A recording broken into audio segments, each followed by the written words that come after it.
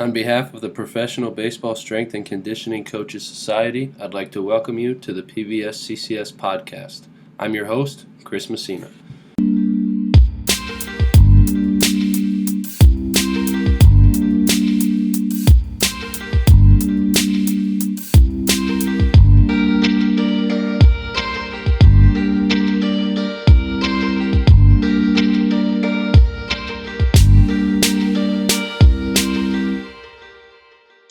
Okay, so we mentioned the fall league a little bit in regards to your wedding, but let's talk about it now in regards to the actual work that you did out there.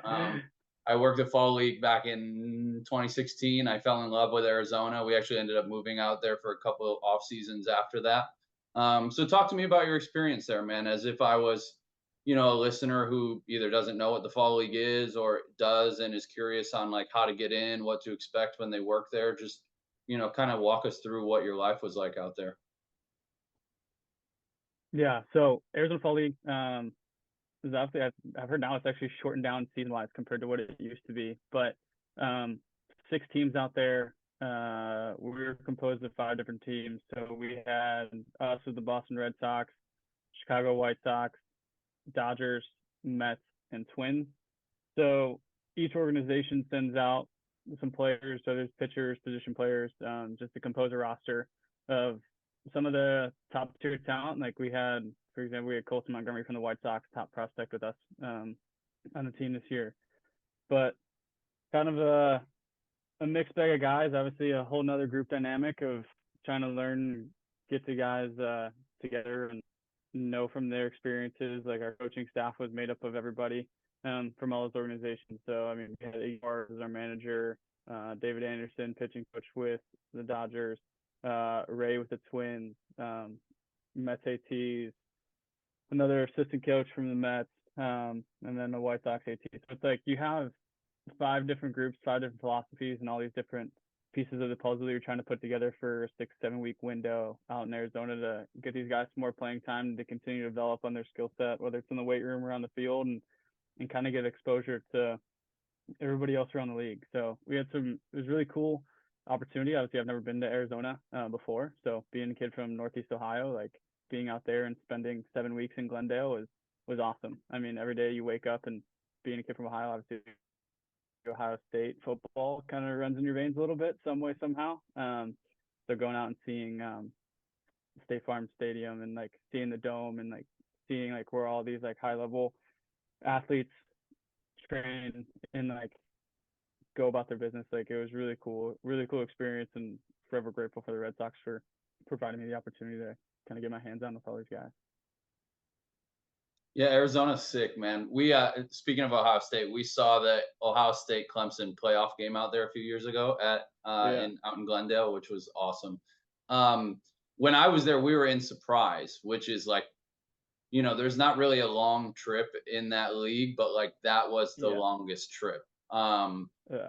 and I don't know, did they reduce it to less teams that play in the same stadium? Because when I was there, we had 6 different locations. Yeah. So like we were in Glendale, so we used the White Sox side of the facility. I have to get a shout out to Gage Cosgrove and that staff out there for just kind of opening the doors and helping us out with anything we needed. So Glendale was one, Surprise was another. We had Scottsdale, we had Peoria, and I know I'm blanking on one. Um, Mesa? I want to say it was Salt River. I think was Mesa and Salt River, the other two.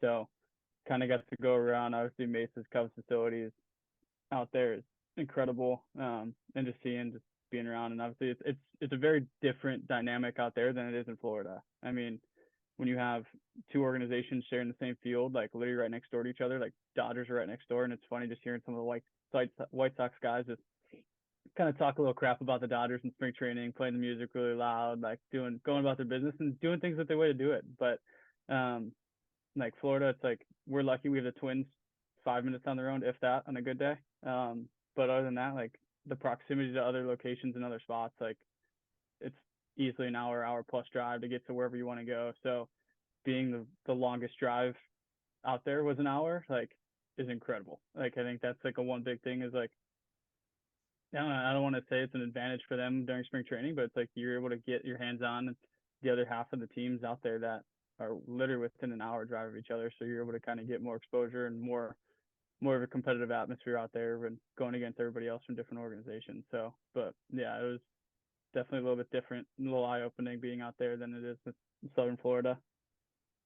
Yeah, I actually was just having this conversation today about, I have some friends that work out there, and they've told me that because the games are so close during spring training, they tend to do more early work at home. They tend to have practices more at home.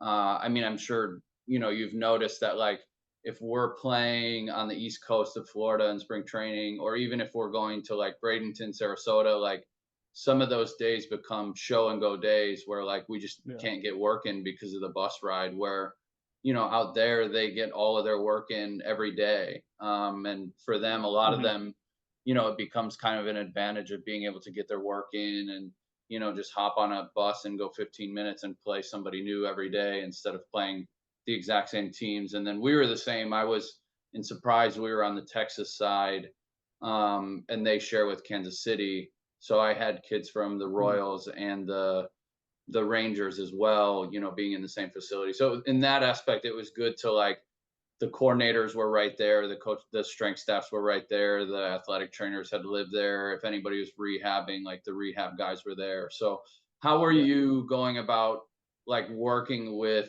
the coordinators and the coaches and everybody from the other organizations? Because obviously, the goals of the players in the Dodgers organization may not be the goals of the players in the Red Sox organization. So like, how do you go about the communication with the coaches for that league and like making sure everybody's doing like what the organization wants of those guys? Yeah, I think that was like a big thing, is like once I found out and everything kind of got solidified, me going out there, I reached out early. I mean, I shot every single coordinator that they had an email just talking about like, hey, like gonna be out there with Glendale. Just wanted to kind of touch base with you. Like, what's the program? Like, what do you want me to do with the guys? Like, is there anything in specific you want me to kind of touch on when it comes to just their overall development? And all the guys, all the coordinators were giving me everything that I needed. If I didn't get it, like the players got it and they had access to it. So I think the beauty of with where we are now with the technology piece and the programming aspect, it's everything's virtual. So like all the programs were sent to them, whether it's email, and some of the guys like wanted a physical card, so I was able to, they just sent it to me and I printed it out so they had it, and I had a binder together with all of our Red Sox programs that we needed. I had the guys with the Twins wanted the card, Dodgers guys were all on their phone, Mets guys were all on their phone, so it's like we were able to maximize like our time that we had there, with everything that they needed to do. Like our guys were in there every day. The Mets guys and the Twins guys were 2 times a week. Like White Sox guys were in there every day. Like, so knowing what their program entails, like whether it's time in the weight room or how many sessions per week that they wanted, their conditioning or programming that they wanted was very similar. Where I was able to take like our daily sheet that I incorporated in Greenville, and build one out for the guys out there. So it's like they knew like how many times they're supposed to lift, like what their conditioning was, like so that they're able to kind of take it and run with it. And I mean, with me, like that was the first time having my hands on some guys in AAA. Like obviously only working in high A before. It's like we had everybody AAA, AA, high A, low A. Like we had a mixed bag of guys with different experience levels.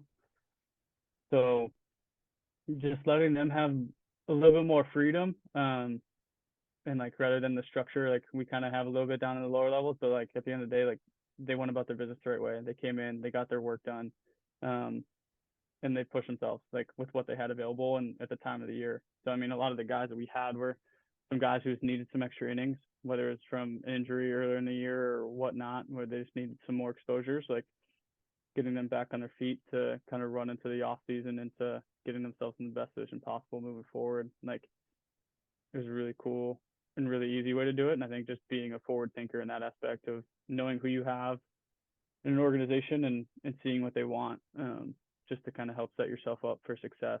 That's going to be the biggest thing.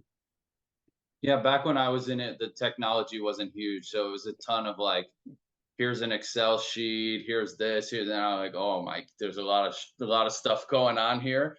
And the other thing is like I would have guys from one organization would have like a really easy day conditioning, and then other guys would be like getting crushed, and they're like, man, why can't we do that one? I'm like, no, no, no, no, no, no. Like, look at this is the direct email from your coordinator. Like, I have Right. proof. I'm not just making this up to make you suffer.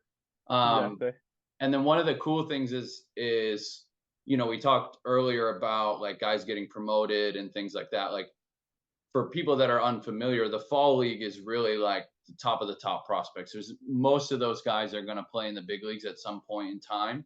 Obviously, nothing is guaranteed, but for me, like I said, I was there in 2016, so now a lot of those guys that I had have kind of made their way into the big leagues, and there's guys that are winning Gold Gloves in the big leagues and are like everyday players, and they're getting paid and they're taking care of their families, and like every time I see those guys across the field, they wave to me, they say hello, I talk to them during BP or whatever. Like, it's really cool to like see them grow up and watch them make it. And like, Mhm. Even the other thing is like some of those guys, one or two of those guys that I had there that were with other organizations ended up coming to us. And it's like, as soon as they pop in Yeah. spring training, they're like, dude, what's up? Long time no see. Like, how you doing? You know what I mean? And I'm like, oh man, you're like, I thought I was done with you. But no, like a lot of those guys are really close to knocking on the door in the big leagues. And it's really good Yeah. baseball out there. And it's really fun to be in Arizona, and that the weather in that time of year is pretty good. In terms of like surprises or anything unexpected that popped up, I know you're a details guy, so I'm sure you are on top of your stuff, but you know how baseball goes. Like, there's always things that, Yeah. come up out of nowhere. Like, is there anything that popped up that you were like, man, I did not see this coming? I think with us like having more of like an influence like in the nutrition out there, I think that was like a big piece of like me. Like, I didn't have to like coordinate that or like make sure things like got to where they needed to be, but then also like not really knowing like what's on the menu for the week, and like kind of helping give those guys like a gauge of, hey, like this is what's going on, like kind of plan your day accordingly. I think that was like a big surprise for me. Um, but I think that was honestly probably the biggest one. That was just like, whoa, like kind of unexpected. But I think you hit it on, talked about a little bit, like Arizona itself that time of year is incredible. Like, I didn't like go out and go do any of the hikes or like go to different places. Like, I know one of our ATs like made his way up to the Grand Canyon one day on our off day, like before we took off. But like, I know I didn't really do that, but I definitely enjoyed the golf when I was out there. So I mean, that was kind of my cup of tea, away, getting away from the field. So but yeah, I think nutrition was probably the biggest like thing that kind of caught me off guard. But at the end of the day, like I said, like that's something I can't control. So I just had to, we kind of go about it and do what we can with what we have. And I know I even just talked with some of our liaisons to like the front office, like with the MLB running the show. It's like, hey, like what can we do to kind of maybe help this out or like get us stuff. Like, I know I put together like a dugout snack kit from like what we had available for us. So it's like little things like that where it's like, how can we help prepare these guys and make sure that they're getting what they need and have everything that they have like usually during a regular season, that they may not out in the fall league. So just trying to make life as seamless as possible for these guys. Yeah, I found it was like a good balance of getting some work in, playing some good baseball, but also like enjoying life. And Mm-hmm. like I said, I loved it out there. We moved out there for a couple of years after, until we moved to Boston for this position. But for me, and I don't know how the schedule looked for you, but like most of it was day games. I think maybe one or two night games. We were always off on Sundays. So like Saturday you would play a day game, you could go get dinner. Sunday you could go do whatever. Mm-hmm. And one of the biggest, like the weirdest things for me was like, because of the time change, football was so early on Sundays that Yeah. like I would be eating breakfast watching like the Dolphins playing on the East Coast. And I'm like, this is so weird. And then like Sunday night football is like 5 o'clock there. So you're like eating dinner, you're watching this Yeah. game that's usually 8 o'clock East Coast, the game's over, and you're like, damn, I still got time to like do whatever I want. You know what I mean? Like that was a Yeah. little bit eye-opening for me being out there. But yeah, I think it's a really good balance of just enjoying life, seeing good baseball, getting to meet a bunch of other people in different organizations. And then the other thing that was weird for us, again, you mentioned the shorter schedule. Like our schedule went until the Saturday or Sunday before Thanksgiving. And we Yeah. started like 1 week after the minor league season ended. So we were really there a long time. And when the World Series ended, we were the only baseball still playing. And so that was weird. Like there was a point in time where like after the World Series ended, some of the guys hit kind of a wall because a lot of them had gone to instructional league Yeah. to stay ready for the fall league, and then they went to the fall league, and like even the big leagues was done and they were still playing, and they're like, dude, I am exhausted.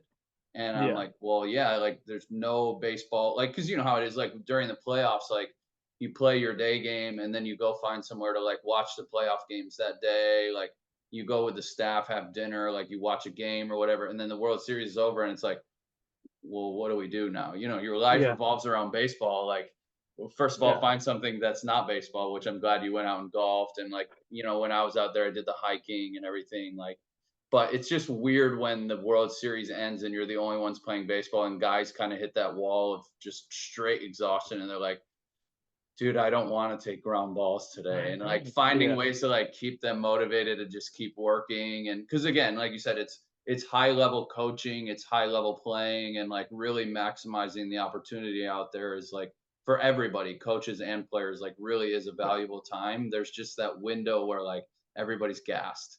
Yeah. And like it was like kind of spitballing off of that one. Like we had a player, it was our last game of the year. We were in surprise, and he's like getting ready. We're on the line before the game. He's like, you want to think about this? Like we're playing baseball. The World Series is over. He's like, also like college kids, like kids playing in Power Five schools, like they've started classes. They did their whole spring season, like all their competition season. Then they go play summer ball. Then they go back to school for fall, did all of their fall league, and they're now all done. Like we're still playing. Like just to put in that array of like, whoa, like kind of like an eye opener. It was like, yeah, we've been at this thing for a long time. And like you said it perfectly. Like the guys, like especially towards the end of the year, we're like, all right, like show and go, like Iggy, like let's go, like let's just take a couple swings, get on the bus and roll. And like the way our schedule was, like it was kind of spring training esque in the aspect of like we got all of our work that we needed done like at home before we got on the bus. And like with us, it was like if the guys pitchers weren't hot that night, like they didn't have to travel, so like they had like the extra days off. Like starters came in, got their work done, got their lift in, and then they were home. Like and then even kind of piggybacking off of that, it was like guys were just gassed. Got to the point where they were done. And but at the end of the day, like our group of guys that we did have out there, like they did push toward the end, and they were excited to get home and see the families and enjoy the time. But it was definitely a really cool experience to see that. And obviously, just at the end of the day, you're trying to get these guys to be the best they can be and just keep pushing that needle forward, even when that gas tank is running pretty low.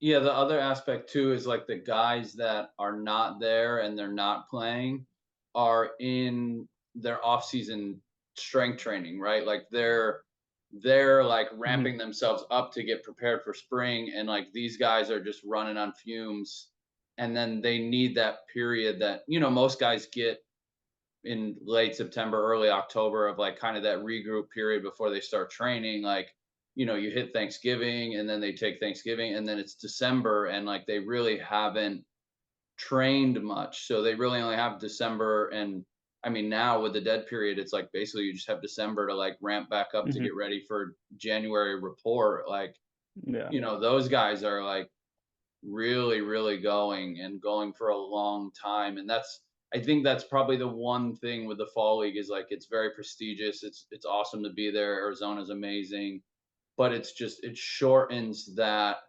window of off-season training so much for those guys that Yeah. thankfully most of them, well, that's the other thing too, is right, is like most of them are really close to the big leagues within a year or two. And it's like, when you get to the big leagues, you have to play into October anyways. You know what I mean? So like Mm-hmm.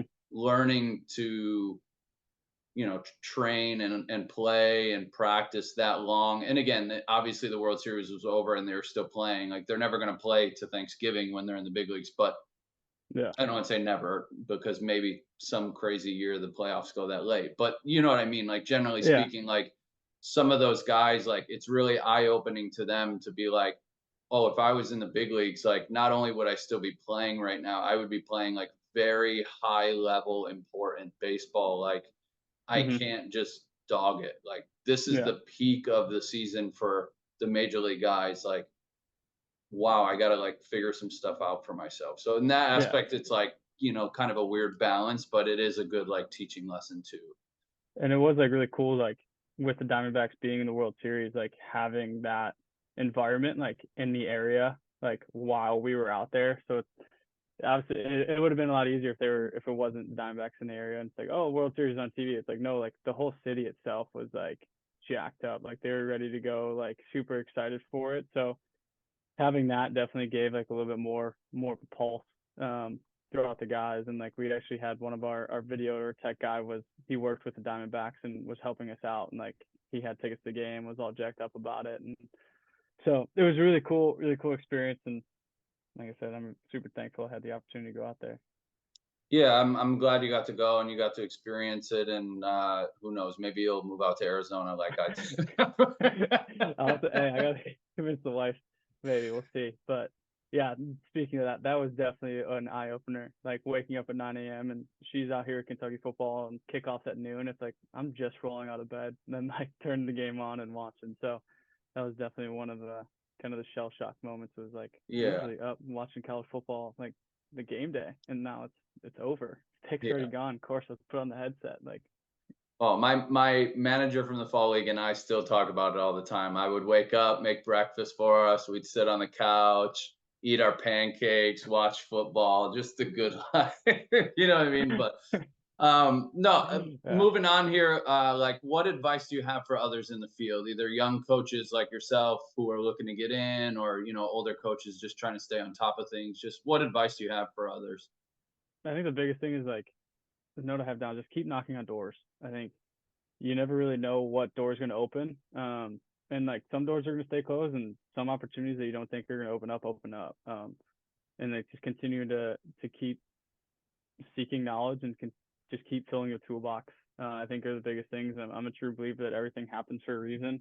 And whether that's good, whether it's bad, like at the end of the day, it's like, how can we learn from those and build off of it, and how can we double down the successes, and then also just take that critical evaluation of like, hey, what went well, what didn't go well, like how can we make sure the next time we go through the same process again, like we're not going to hit the same roadblock we hit, but how can we keep taking whatever it may be to a new level. So like I know like I tried to get in the field earlier, like when I was just coming out of undergrad, and was knocking on the door trying to be an intern with at the time the Cleveland Indians, and unfortunately I didn't get the position. But it's like you never really know like what I've gone the path my life had taken me if I had that position. Like I don't know, like but at the same time like I got to go coach in the Cape for 4 summers and see some guys at a high level. Ended up being able to work as an assistant athletic trainer at my undergrad while also being a student assistant baseball coach while also interning with our strength coach like on campus in his facility. So it's like one door may not open, but it's going to open doors for other opportunities, whatever it may be.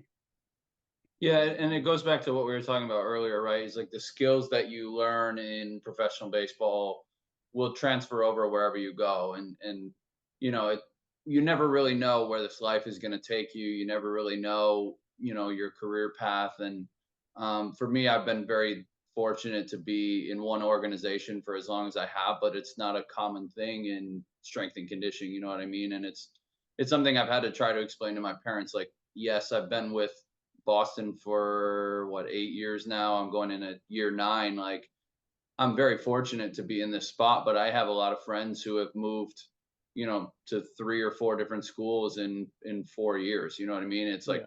that's just part of the path of being in strength and conditioning. And I think, like you said, if you're just taking a step back and just objectively looking at what's good, what's bad, and learn from that and take the lessons, like no matter where you go, it may lead you somewhere cool. And my brother is in undergrad now and doing exercise science, and he wants to do strength and conditioning. And I'm trying to tell him, like, man, the world is your oyster. And like, I know you love baseball, but you could be a strength coach for anything.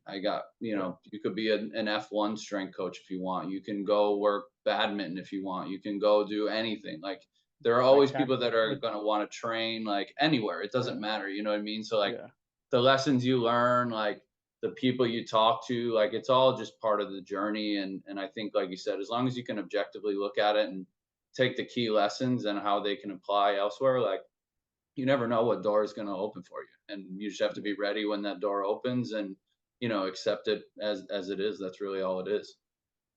Yep, that's exactly it. And like, I mean, go ahead.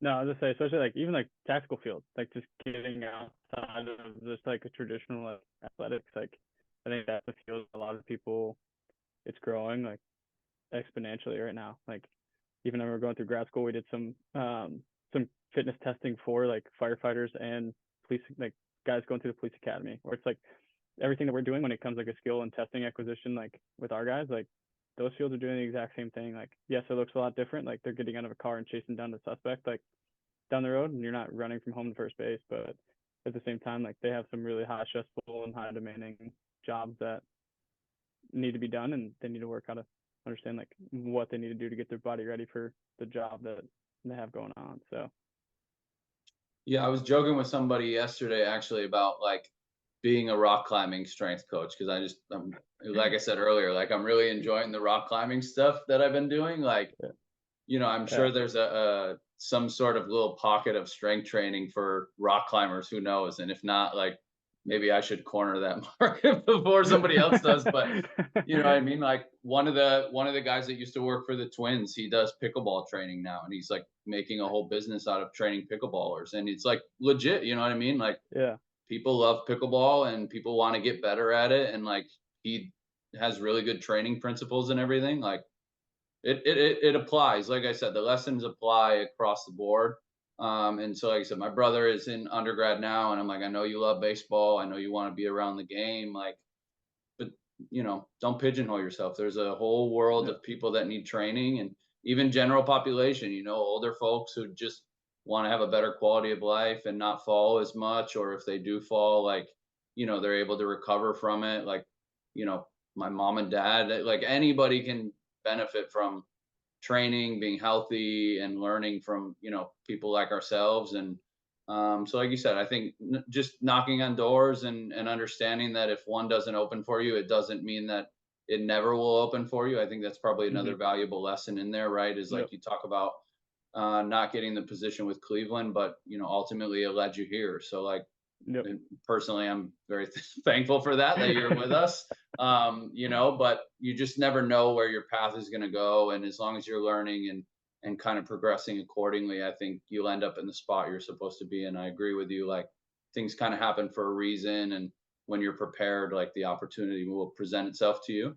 And so, kind of going along those lines, like, where are you going for continuing ed? Like, books you're reading, seminars you've attended, podcasts you listen to, like, where are you going to stay on top of things? Yeah, I think books wise, like, finished Peak by Dr. Mark Bubbs last year, really good. I dived into a lot of recovery, nutrition, mindset. It was definitely one that kind of was a refresher after grad school of just like different pathways and different things of activation of this does that, and kind of reconnected those dots. I'm really big right now, like Ryan Holiday and the Daily Stoic, like that's podcast. But then Courage is Calling, I crushed last year, waiting to get me and my buddies do like a book gift type thing for Christmas. So I have another one of his hopefully coming down the way. And right now I'm working through 59 Lessons by Fergus Conley. Seminars, obviously NSCA does a really good job putting on stuff. I just actually finished up with their 3Ts seminar this past week. Connor Harris has a lot of good stuff coming out. Even just I took his intro to biomech course, and just kind of getting a different understanding of where I view human movement and how to create space, how to eliminate it. And really good one. Podcast, obviously this one is a great resource. Definitely something I know I leaned into when I was getting into the field, especially wanting to be around baseball, within baseball. Like even when I was at Kentucky, it was definitely one that I was listening to just to kind of see what was going on within the field. Huberman is another one. Obviously, he's kind of a big hit right now, but I think his presentation and like his just ability to relay information at a level that is easy to comprehend and digest is a huge piece of it. Obviously, talked about Daily Stoic, Rogan, Ed Milet, more of like a personal development leadership. But I think also another one that's not either a podcast, seminar, or book to read is Duolingo.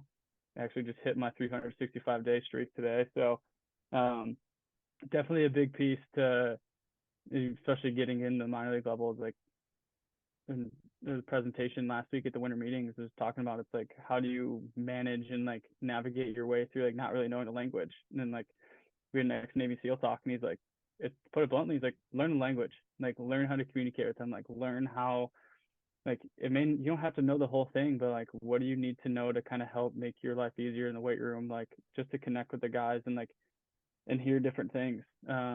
Like obviously I was lucky enough to get immersed in the DR for a good amount of time last year, and like being around the language, like can I write it fluently? No. Like can I speak it fluently? No. But like do I have a better understanding of like when things are being said? Like yes. And like I think that's like the biggest thing is like when they see like when your athlete sees you like going out of your way and like getting uncomfortable and like trying to learn a new language, like all the college courses and like high school courses can teach you everything, but like until you're surrounded by it, like I think submersing yourself into it and like having it a big piece of your day. Like I know I have a reminder on my phone every day to read or do my Duolingo. Like it's just a way for help keeping me on task and like continuing to expand like my skill set. So I won't tell you how long my Duolingo streak is because it's very long. But I have recently switched it from Spanish to Italian for some of my own personal reasons for the future. But yeah, I think learning the language is really like that's kind of the thing, right? Is like we went to Italy and like we had it booked, and so I just went to Duolingo and started learning Italian on there. And do I speak Italian at all? Like no, but when we were there, could I pick things out in conversations? Yes. Could we go to a restaurant that didn't have English on the menu and still enjoy a great meal? Yes. Like could I find us soccer tickets when it felt impossible? Yes. Like we were able to navigate it better because we had gone out of the way to try to learn it ahead of time, and we're still learning it, like I said, for our own personal reasons. But you know, it's always been to me like the burden is not on the players to communicate with us, right? Like if a Latin guy comes from the DR and he's never been introduced to English, like the burden is not on him to learn English to communicate with me. The burden is on me to learn Spanish enough to communicate with him, because his life's going to go on whether he learns English or not. Like there are going to be people that help him along the way, and like he's going to play baseball whether I teach him to squat or not. Like it's on me, like if I think something is going to be beneficial to him to help his career, to like learn how to communicate that to him. And I think if you take that mindset, it helps just make the monotony of the studying like worthwhile. And for me, like I like learning new things anyway, so like being curious, being open-minded, and like sometimes it's like, you know, I really don't want to do Duolingo today. Like I'm so tired of that owl or whatever he is, like blowing my phone up with reminders. But like at the same time, like, you know, when you look at the bigger picture and you have that purpose behind why you're doing it, it makes it worthwhile. So I'm glad that you brought that up. You mentioned you were at winter meetings. Like just genuinely, how was your first winter meetings? Did you enjoy it? Yeah, no, I definitely did. I think the biggest thing is like you get to be around guys that I never would have had the opportunity to really meet or like shake their hands, see their faces. Like, but I also got like speaking of like just jumping back to the fall league, like I never met David Rack in person before, but like I had the opportunity to say, hey, I'm Donny Gress. Like I had your guys out in the fall league. Like we were able to make those connections and just learn. Like I think the presentations they put on, like we had our morning of strength and conditioning focus ones, and then we go into the combo where it's like the duel between PBATs and us. Like being able to see like what's going on within the field that maybe in-house stuff that another organization is doing. It's like it's awesome to see them, all of us like collectively like continue to move the needle on just the development of our staff, but then also at the end of the day, it's like all leading back and filtering to our guys. Like, what can we do to help make them better athletes and more resilient, robust baseball players so they're able to compete day in and day out. So it's a really cool experience. A lot of information packed in a really short amount of time, but at the same time, like, that's the reason you're there. You're there to learn. You're there to grow. You're there to meet and connect with new people that you may not have ever had the opportunity to meet before.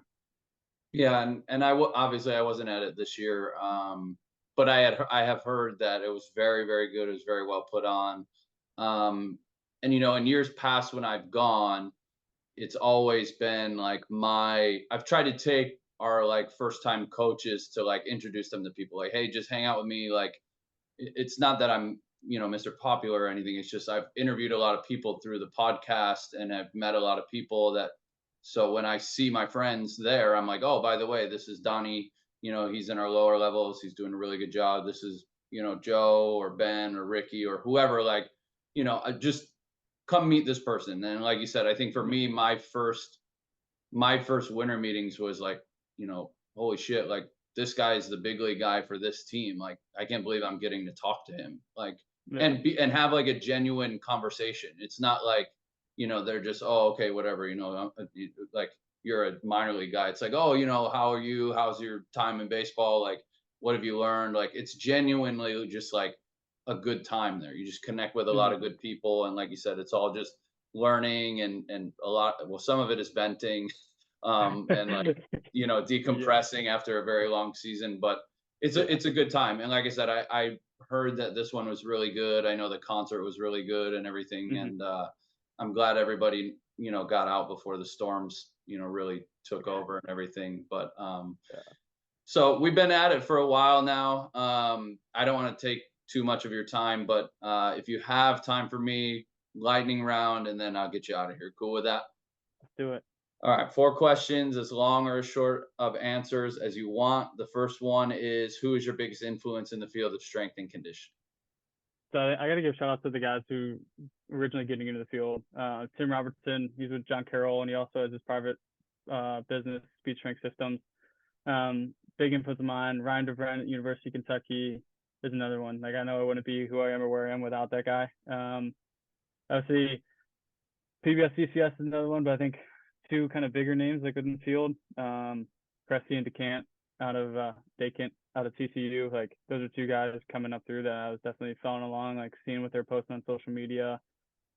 Just trying to see like what information that they're handing out that we can kind of help me out. If you only had one piece of equipment to train with, what would it be? Power block. Biggest accomplishment professionally and or personally?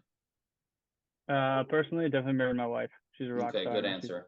She's walking around back here. Professionally, obviously, strength coach of the year is a huge honor. And then obviously, fall league is the second one. Like, that's those 2 things don't happen often. Appreciate them both. Any career other than strength and conditioning, what would you choose? So my first actual love was athletic training, and I used to be a water boy for my my cousin's youth football team back in the day. But I think if it wasn't AT, probably something in marina. Like, I was also a dockhand at a marina back home, and I've always had a love for boats. So definitely something different. All right. Donny, I appreciate your time, your friendship. It's good to catch up. I'm glad everything is going well with you. If the listeners want to get in touch, where can we get more? Social media the best place, or is there a better spot? Yeah, I think probably Instagram is probably the one that I'm on the most. Dontron41. Don't judge me on it. That was a high school nickname that just stuck. It just hasn't changed. So that's that one. And then email, I think, will probably be the second best one. Just dgress@redsox.com. Sox with an X. So cool. I appreciate it, buddy. I appreciate it. It's been really good. This has been a really good talk. We'll be catching up here soon. Enjoy the holidays, and looking forward to seeing you before you know it. It'll be time to do it all over again. So get this thing ramped up. All right, buddy. Talk to you soon. All right, thanks.